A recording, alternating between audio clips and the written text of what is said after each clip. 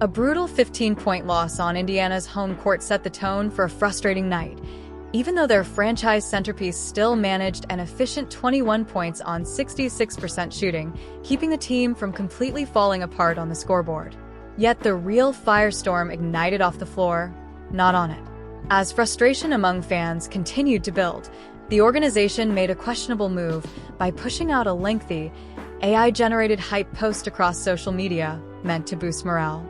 Instead of calming tensions, it had the opposite effect, fueling anger and disbelief online. Within minutes, the comment section collapsed into chaos, with fans openly criticizing the timing, tone, and disconnect from reality, turning what was intended as a confidence-boosting message into a full-scale PR backlash. Trades and get this thing going the way it should be. Such a disappointment that we are still here. Caitlin deserves better. Folks and fans, they're getting aggravated. I don't know if you noticed, that preseason game, I get it, it's preseason, but Paige was in town, AZ fun. When the dust settles on everything happening in Indiana right now, one thing becomes impossible to ignore. This team is standing at a breaking point both on and off the court. A 95-80 home defeat to the Dallas Wings at Gainbridge Fieldhouse exposed more than just a bad night. It highlighted a growing structural problem that no amount of highlight plays can hide. Caitlin Clark once again showed superstar efficiency with 21 points on 4 of 6 shooting, controlling the pace early and looking every bit like the franchise cornerstone she's expected to be. But everything shifted after she absorbed a heavy flagrant foul, grabbed her knee in visible discomfort, and was forced out for the rest of the game, completely changing the direction of the contest. From that moment forward, Indiana collapsed, losing rhythm on both ends and shooting just 20 of 54 as the offense stalled without direction. Key contributors struggled to step up, with Kelsey Mitchell finishing -18 on 4 of 12 shooting despite her major contract expectations, while Sophie Cunningham was held scoreless in a night where nothing seemed to click. Defensively, things unraveled even faster, including a disastrous second quarter where 36 points were conceded, exposing communication breakdowns and a lack of interior resistance. With multiple starters already dealing with injuries and the season opener just days away, the pressure is now shifting from isolated performances to deeper questions about depth, resilience, and whether this roster is truly built to survive without its centerpiece on the floor. White show, what the F was this game? Even no play, no defense, no schemes, full brick fest. If you guys want an in-depth breakdown of the game, of some things that need to get corrected and fixed ASAP, go watch Venom Reacts. Go watch Venom Reacts. He put out a properly managed professional sports organization in a situation like this would prioritize clarity above everything else, offering an immediate update on its franchise player, acknowledging concerns from the game, and setting a transparent tone before moving back to promotion. Instead, the Indiana Fever took a very different approach. The morning after a physically and emotionally draining loss, rather than addressing injuries or the obvious on-court issues, the team's social media account pushed out a lengthy promotional post previewing the season.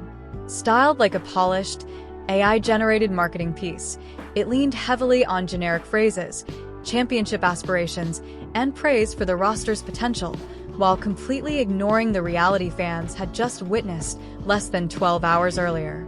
While it called the fan base the best in the league and painted an optimistic picture of what's ahead, it felt disconnected from the actual condition of the team. That contrast between messaging and reality didn't go unnoticed, and it quickly triggered a wave of backlash from supporters who saw it as tone-deaf timing rather than meaningful communication. To trade any of the new signees, right? Let's take a look at some of this reaction, because they're getting crushed. Fans are not happy with the performance that they saw yesterday. Preseason, not preseason, it only confirms that we're too small. Why are we getting all these? It only confirms that complaint of all offseason. The Fever front office need to make some cuts and trades expeditiously. That was painful to watch. I hope CC is not re-injured. Anyone who opened that comment section was immediately met with a wave of frustration that felt far bigger than a single post. The reaction wasn't mild disappointment. It was open backlash. Some fans demanded immediate roster moves, with calls like sign a backup center or trade for Brink, while others questioned the timing entirely, pointing out how disconnected the messaging felt after a heavy home loss. One comment summed up the mood bluntly: "You just lost by 15 at home, and you're posting this nonsense." As the replies piled up, the tone only got sharper. Many fans weren't interested in polished season previews or corporate-style optimism anymore. They were demanding accountability and visible action. A recurring sentiment kept surfacing across the thread: stop the scripted messaging and start addressing real problems on the roster. That frustration crystallized in one of the most liked comments of the entire post, which read simply, "This franchise sucks so bad." Its reach and engagement overshadowed the original announcement itself, effectively flipping the focus from promotion to public criticism. By the end of the discussion, the situation was no longer about a single social media post. It became a reflection of a fan base feeling unheard. The conversation shifted heavily toward roster urgency, with constant mentions of potential moves like pursuing Cameron Brink from the Los Angeles Sparks, not just as speculation but as a symbol of wanting immediate, meaningful change rather than more messaging. To understand why Cameron Brink's name has gained so much traction in this conversation, you have to look at it from a pure basketball standpoint, because on paper she fits exactly what Indiana is missing. Brink, the 6'4" forward center selected second overall in the 2024 draft out of Stanford right after Caitlin Clark, was immediately viewed as a rare two-way frontcourt talent, one capable of anchoring a defense with elite shot blocking, crashing the boards at a high level, and stretching the floor with a developing three-point shot. Even after her rookie season was interrupted by a serious ACL injury, she returned in 2025 and quickly showed flashes of why she was considered a franchise-level prospect. That kind of skill set becomes even more valuable when you look at Indiana's current reality. With Aaliyah Boston already missing both preseason games due to a lower leg issue, the Paint has been left without its primary defensive anchor, forcing the team to experiment with stopgap rotations. In her absence, Monique Billings has struggled to provide consistent production, finishing with just 2 points on 1 of 5 shooting against Dallas, while rookie Michaela Timpson showed promise with 11 efficient points, but remains extremely inexperienced at the professional level. DeMar Standas has also had an uneven impact, going 2 of 11 from the field, and even Misha Heinz-Allen's 7 points came in a -8 performance that highlighted defensive instability. Strip it all down, and the issue becomes obvious. There is no reliable secondary frontcourt presence to stabilize the interior if Boston is unavailable or limited. That gap is exactly why fans are latching onto the idea of Brink, not just as a name, but as a theoretical solution to a roster imbalance that could otherwise expose Indiana to the same kind of interior collapse they've already started to experience. Swat shots at the rim like Cam Brink. It would help us rebounding-wise to have another big next to AB to help clean up the glass. Cameron Brink running the floor with a pass from CC. Ooh, I like to see that. On paper, it's easy to see why Cameron Brink has become such a tempting name in this conversation. She's a modern two-way frontcourt piece, 6'4" with real rim protection instincts, strong rebounding presence, and the kind of mobility that allows her to step into space and still defend at a high level. Pairing that profile with Caitlin Clark naturally sparks imagination. A Clark-Brink pick and roll would force constant defensive compromises. If defenses blitz Clark above the arc, the short roll or pop to Brink creates immediate advantage situations, whether that's a quick finish at the rim or a mid-range jumper before the defense can reset. Defensively, Brink would also give Indiana something it currently lacks: consistent paint deterrence when Aaliyah Boston sits, reducing the drop-off in interior protection and allowing the team to stay more aggressive on the perimeter. In transition, her running ability would mesh cleanly with Clark's pace-driven style, turning rebounds into early offense rather than reset possessions. But that's where the fantasy collides with roster reality. A trade for Brink is not just difficult, it's structurally improbable. The Los Angeles Sparks are not treating her as a movable piece. She's 23 years old, a former number 2 overall pick, and a core part of their long-term rebuild alongside the franchise's identity reset. Players with that profile are typically insulated from trade discussions unless a franchise-altering offer appears, and Indiana simply doesn't have that kind of leverage. The Fever's draft capital is limited, especially after committing their recent first-round pick to guard Raven Johnson, which already reflects a roster built heavier in the backcourt than the frontcourt. To even enter serious conversations, it would likely require multiple high-value picks plus a proven young rotation player, an asset package Indiana is not currently positioned to assemble without sacrificing other areas of its build. So while the fit is easy to imagine and the basketball logic is clear, the business side of the league makes it far less realistic. The problem in Indiana goes beyond one loss or one social media post. It's about roster construction finally showing its flaws. The decision to use a first-round pick on another guard instead of strengthening the frontcourt, combined with significant salary cap space tied up in backcourt veterans like Kelsey Mitchell, has left the team thin where it matters most. With Aaliyah Boston's availability already uncertain and injuries stacking up just days before opening night, the lack of reliable interior depth is becoming impossible to hide. That imbalance is why fan frustration feels so intense right now. It's not about overreaction. It's about a roster that looks incomplete under pressure. When the paint rotation struggles and defensive stability disappears without Boston, every weakness gets exposed quickly. This is also where communication has made things worse. In a moment where fans expected clarity and realism, polished promotional messaging felt disconnected from what was actually happening on the court. That gap between public tone and on-court reality is what fueled most of the backlash. At this point, a major trade like Cameron Brink isn't realistic, but small, practical moves are. The focus needs to be on adding at least one veteran big who can provide size, defense, and reliable minutes behind Boston. Without that kind of adjustment, the same problems will keep repeating, and frustration will only grow. For a coach known for defensive identity, allowing 95 points naturally puts added pressure on both the system and the execution, especially when the same breakdowns keep appearing against stronger opposition.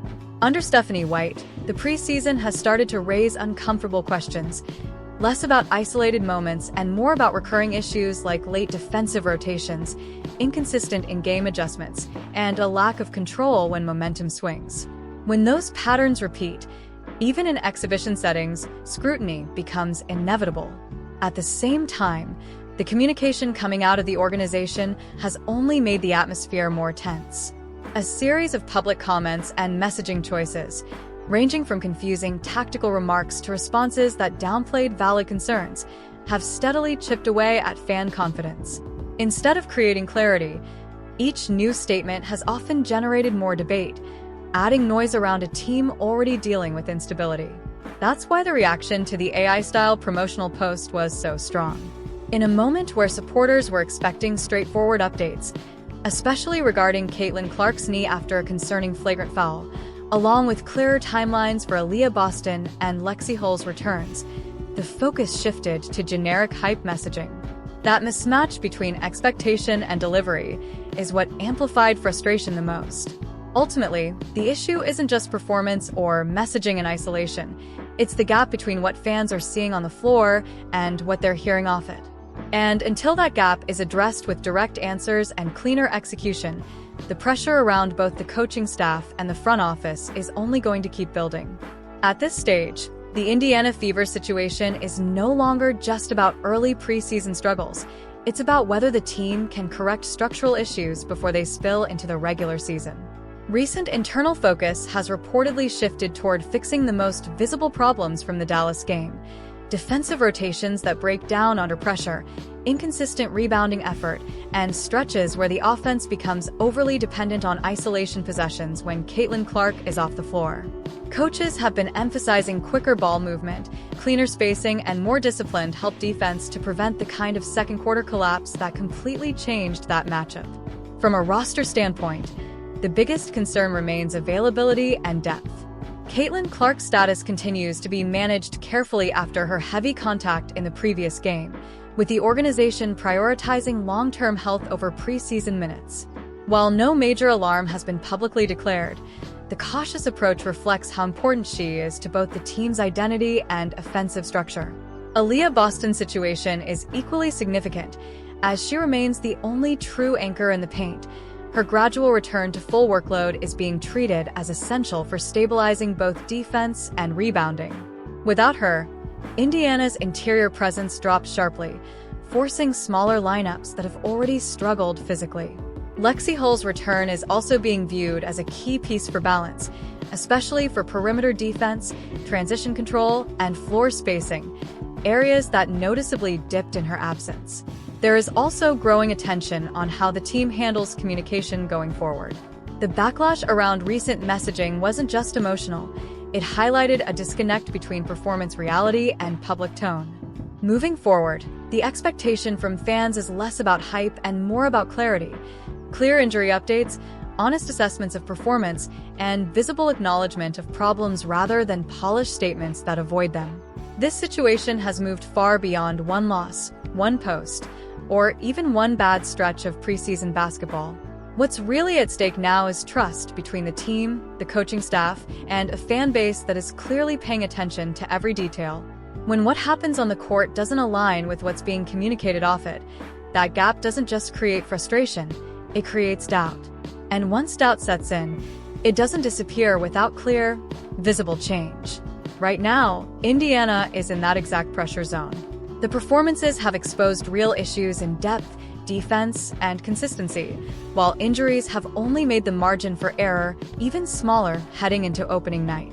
That's why every update, every decision, and every lineup choice is being scrutinized more heavily than usual. It's not just about preseason results anymore. It's about whether this team looks prepared for what's coming next. At this point, the response has to come through actions, not messaging. Cleaner rotations, healthier lineups, and more honest communication will matter far more than any promotional narrative. Because when expectations are this high and scrutiny is this intense, credibility is earned on the floor, not in statements. The final stretch before the season begins is where direction gets defined. And how Indiana handles these next few days will determine whether this moment becomes a turning point, or the beginning of an even louder conversation once the games truly count. Ultimately, the final days before opening night will determine the tone of Indiana's season.